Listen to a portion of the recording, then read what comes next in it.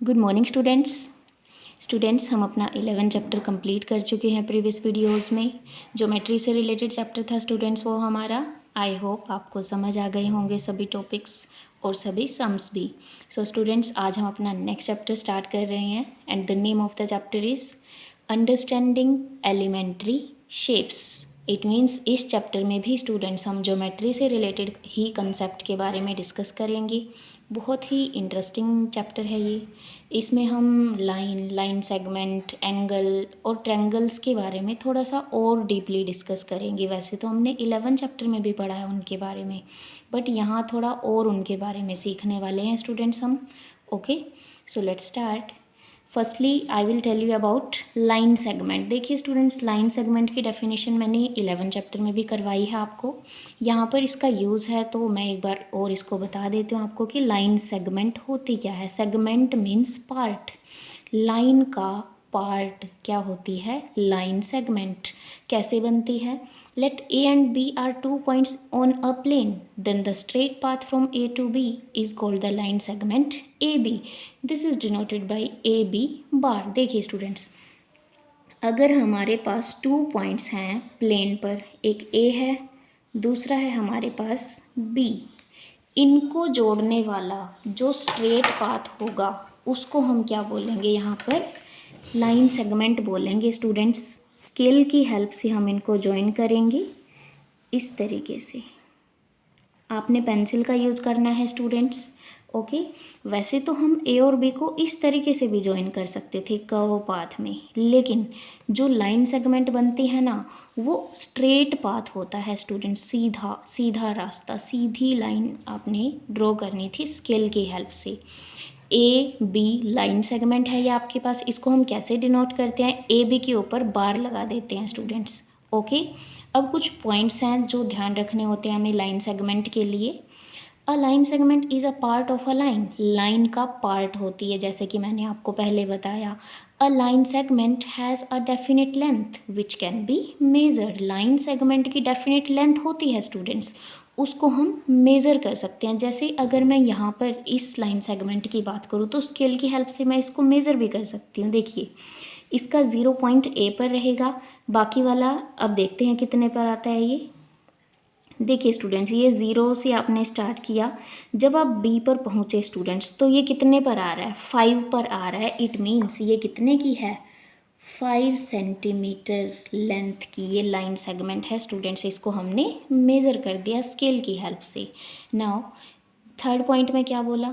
A B is equal to B A. Line segment A B A के इक्वल होती है। इट मीन्स हम अल्फ़ाबेट्स को आगे पीछे भी कर सकते हैं, उससे कोई फ़र्क नहीं पड़ेगा, हमारी लाइन सेगमेंट सेम रहने वाली है। ए बी किसके इक्वल होगी? बी ए लाइन सेगमेंट के equal. Now it has 2 and points. इसके 2 एंड पॉइंट्स होते हैं स्टूडेंट्स। यहाँ पर भी ये ख़त्म हो गई है और यहाँ पर भी। आप ये कह सकते हैं कि ये इसका स्टार्टिंग पॉइंट है और ये इसका एंडिंग पॉइंट है। इसकी लेंथ फिक्स होती है। अगर हम बात करें स्टूडेंट्स लाइन की, लाइन क्या होती है? आप लाइन सेगमेंट को, जैसे ये लाइन सेगमेंट है ना आपके पास, इसको आप दोनों साइड्स पर एक्सटेंड कर दो इनफाइनाइटली, बढ़ा दो इसको, लेफ़्ट पर भी राइट पर भी, ये बन जाएगी आपकी लाइन। इसलिए हम कहते हैं कि लाइन सेगमेंट जो है वो लाइन का हिस्सा होता है, उसका पार्ट होता है। ओके स्टूडेंट्स, नाउ अगर हमारे पास 2 या 2 से ज़्यादा लाइन सेगमेंट्स गिवन है ना स्टूडेंट्स, तो हम उनकी लेंथ को कंपेयर कर सकते हैं। Comparison of line segments, line segments को हम कंपेयर कर सकते हैं कि कौन सी बड़ी है कौन सी छोटी है। फर्स्ट मेथड होता है हमारे पास कंपैरिजन बाय ऑब्जर्वेशन, सेकंड होता है comparison by using a divider, third होता है कंपैरिजन बाय ट्रेसिंग। अब मैं बताती हूँ, देखिए इनके बारे में कैसे हम इनको डिस्कस करते हैं स्टूडेंट्स। देखिए अगर फर्स्ट मेथड की मैं बात करूँ, कंपैरिजन बाय ऑब्जर्वेशन। ऑब्जर्वेशन मतलब कि जस्ट देख के हमें बताना है कि कौन सी लाइन सेगमेंट बड़ी है कौन सी छोटी है। देखिए स्टूडेंट्स, यहाँ पर आपको 2 लाइन सेगमेंट्स गिवन है, ध्यान से समझना आपने। एक ए बी गिवन है, दूसरी आपको सी डी गिवन है। अब जस्ट मैंने देखा अपनी आइज से केयरफुली, ये ए बी मुझे सी डी के कंपैरिजन में छोटी नज़र आ रही है, तो जस्ट ऑब्जर्व करके जब हम बताते हैं तो कंपेयर हो जाती है लाइन सेगमेंट्स। यहाँ पर A B is less than C D, A B C D से छोटी है, या आप कह सकते हैं कि C D is greater than A B, C D बड़ी है ए बी से, इस तरीके से आप लिखेंगे C D is greater than A B. अगर ए बी बड़ी होती तो हम क्या लिखते, A B is greater than C D.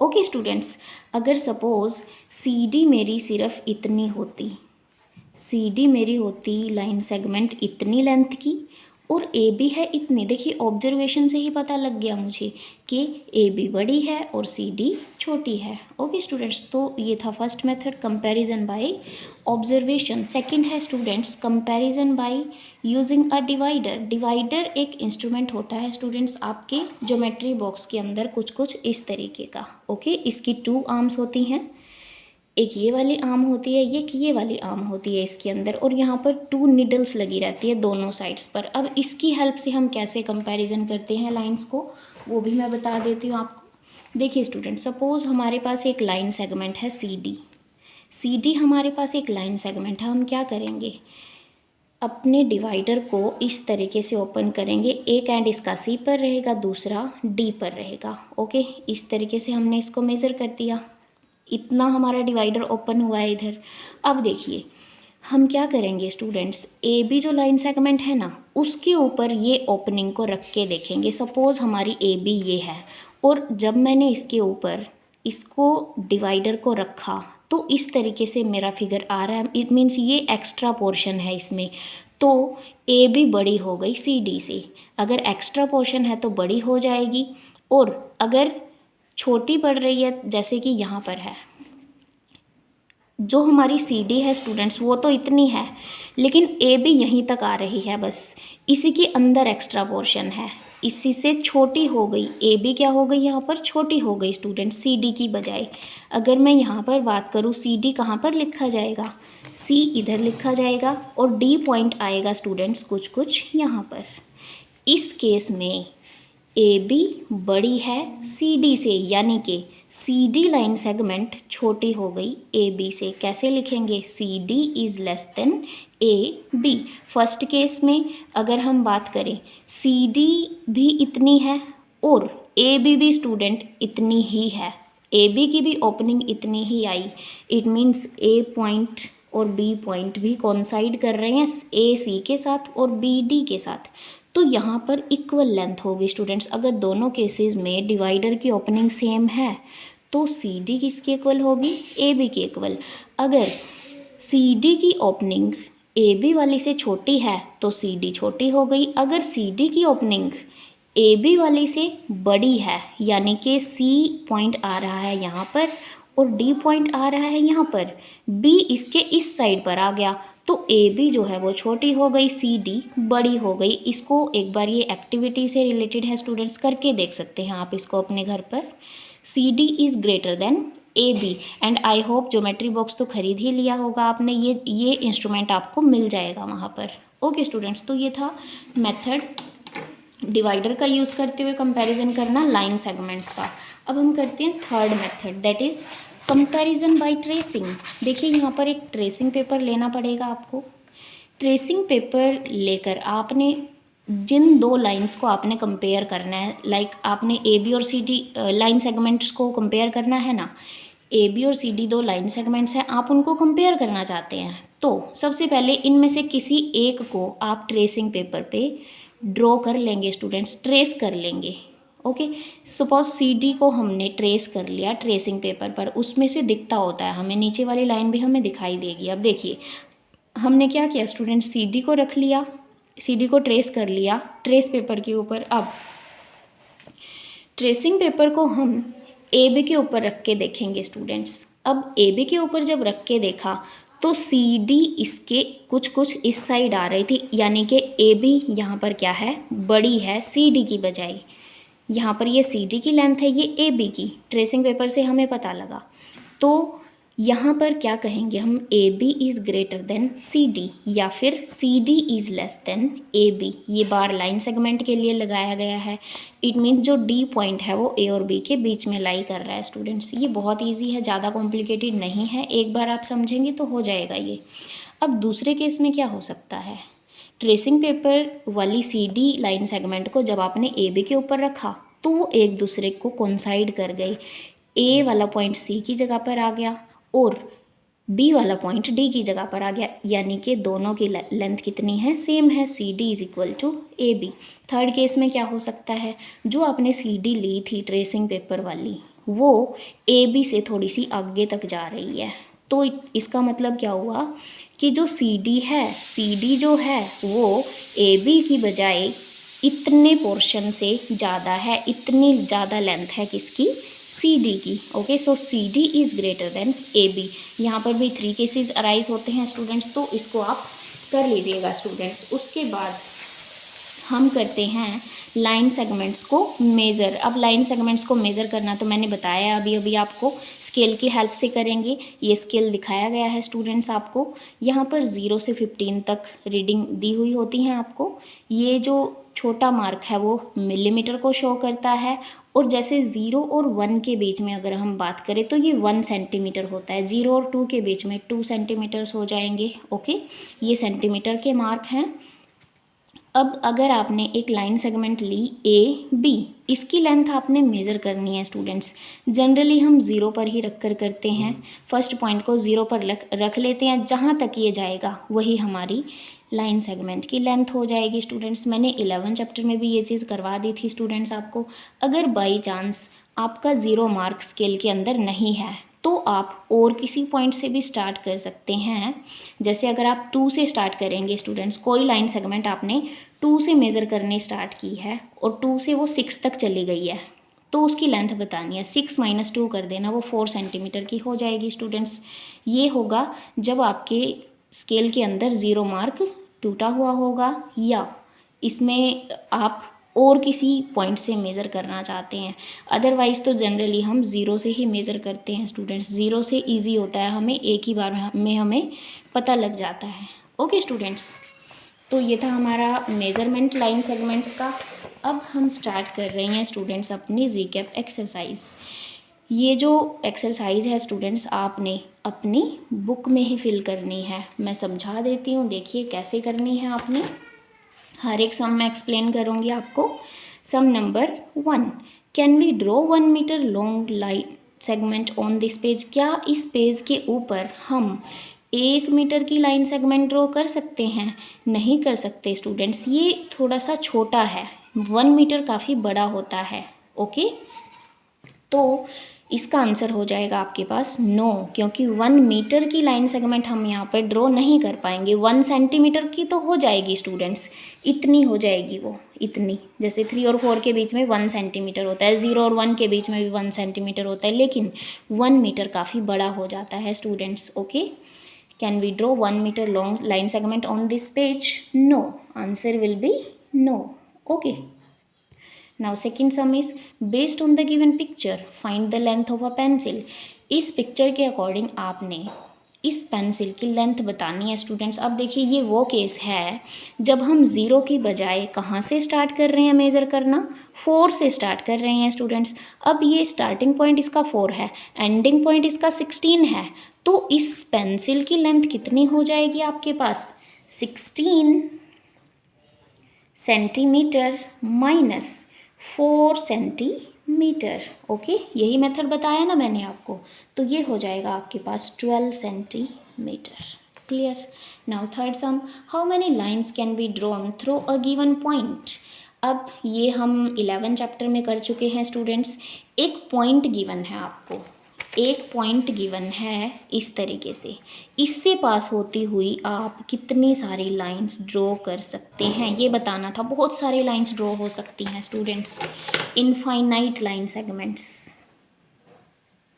ये वहाँ पर भी आया था स्टूडेंट्स, 11 चैप्टर के अंदर भी हमने ये क्वेश्चन किया था। आप इनफाइनाइट बोल सकते हैं या फिर अनकाउंटेबल, इतनी सारी लाइन ड्रॉ कर सकते हैं आप एक पॉइंट, सिंगल पॉइंट के थ्रू, जिनको हम काउंट भी नहीं कर सकते। Fourth some, how many lines can be drawn passing through 2 given points. 2 points हैं स्टूडेंट, सिर्फ 2 ही पॉइंट्स हैं। सपोज एक ये है, एक ये है, इनको जोड़ने वाली तो सिर्फ हम एक ही लाइन ड्रॉ कर सकते हैं। ये भी आया था 11 चैप्टर में। So you will write only 1, सिर्फ एक। ओके, नाउ फिफ्थ सम, बहुत इजी है स्टूडेंट्स ये वाले सम, ये आप पहले कर चुके हैं सारे, जस्ट थोड़ा सा आपने इनको यहाँ पर क्लैरिफाई करना है। Fifth some, at what time will 2 hands of a clock make a straight line. किस टाइम पर जो क्लॉक की हैंड्स होती हैं, मिनट हैंड और आर हैंड, मिनट वाली सुई और आर वाली सुई, वो स्ट्रेट एंगल स्ट्रेट लाइन बनाएंगी। इट मीन सीधी लाइन बना देंगी। देखिए स्टूडेंट्स, अगर हम बात करें इस क्लॉक की, इस क्लॉक में अगर मैं बात करूं 6 o'clock की, 6 o'clock यहाँ तक होगा, ये जो आर वाली है यहाँ पर आ जाएगी इस तरीके से। ओके स्टूडेंट्स, देखिए मैं बताती हूँ आपको, अगर आप इसमें करना चाहते हैं 6 o'clock, तो ये जो लाइन है ये स्ट्रेट लाइन हो जाएगी। इट मीन्स 6 o'clock पर ये जो हैंड्स हैं, ये मिनट हैंड है, ये आर हैंड है, ये आपस में 180 डिग्री का एंगल बनाएंगे। इट मीन्स सीधी लाइन बन जाएगी स्टूडेंट्स वहाँ पर। Okay, so answer will B 6 o'clock। At what time will 2 hands of a clock make a straight line. किस एंगल पर 2 हैंड्स जो हैं क्लॉक की वो सीधी लाइन बनाएंगी। सो आंसर विल बी 6 o'clock। वही आपने राइट करना है student, 6 o'clock। Okay, now sixth sum, what is the name of longest line that can be drawn inside a square। Square के अंदर, देखिए स्टूडेंट्स, ये आपके पास स्केयर है। स्केयर यानी कि ऐसा क्वाड्रिलेटरल जिसकी चारों साइडें बराबर होती हैं, इक्वल लेंथ की होती हैं। अब ये जो लाइन है सबसे बड़ी लाइन है स्टूडेंट्स, यहाँ पर सबसे बड़ी लाइन सेगमेंट है ये, इसको हम क्या बोलते हैं, मैंने बताया है, इसको हम क्या बोलते हैं, डायगोनल बोलते हैं। किसी भी क्वाड्रिलेटरल के अंदर अपोजिट वर्टिसेस को ज्वाइन कर दीजिए, क्या बन जाएगा, डायगोनल बन जाएगा आपके पास। Okay students, now seventh sum, how many lines can be drawn between any 2 points. ये भी बिल्कुल ऐसा ही सम है, 2 पॉइंट्स के बीच में कितनी लाइंस ड्रॉ हो सकती हैं, सिर्फ एक, only 1।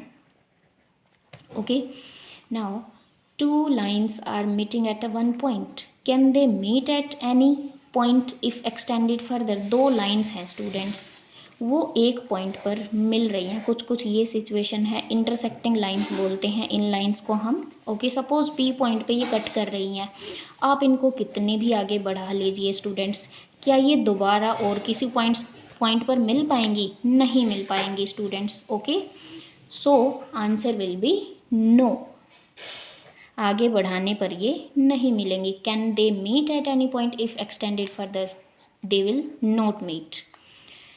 How many angles does a triangle have. Triangle है स्टूडेंट्स आपके पास, ऐसी फिगर होती है, इसमें पूछा गया कितने एंगल हैं, 1 2 3। सपोज इसका नाम है ABC, इसमें 3 एंगल्स हो गए, angle A, angle B, angle C।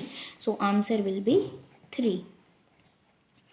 Now next is last sum. In the clock shown alongside, the time is 3 o'clock. Tell me other time when these 2 hands make the similar angle. अब देखिए students, ये 3 और 12 के बीच में यहाँ पर angle बन रहा है 90 डिग्री का। अब देखिए कुछ सिमिलर सिचुएशन हमें यहाँ पर लेकर आनी है, उसका टाइम बताना है कितना होगा। ये 3 o'clock है स्टूडेंट्स, अगर हम बात करें 9 o'clock की, तो कैसा डायग्राम होगा वहाँ पर, कुछ इस तरीके का डायग्राम होगा।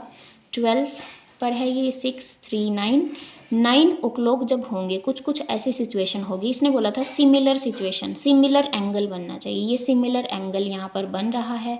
सो टाइम कितना लिखेंगे इस क्वेश्चन के लिए आप, ये 3 के लिए ऐसी थी, ये भी 90 का, यहाँ पर भी 90 डिग्री का एंगल बन रहा है स्टूडेंट्स।